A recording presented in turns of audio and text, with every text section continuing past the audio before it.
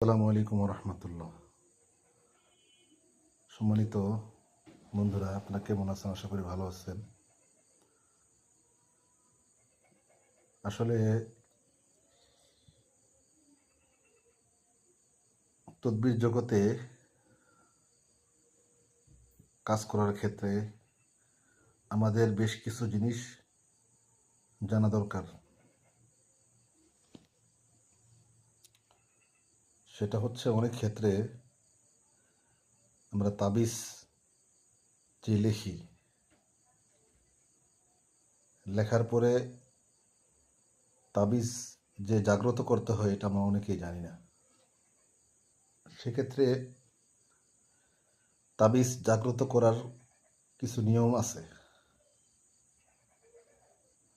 যদি ওই নিয়মগুলো পালন করা হয় তাহলে তাবিজ জাগ্রত হবে। সেক্ষেত্রে আমরা যখন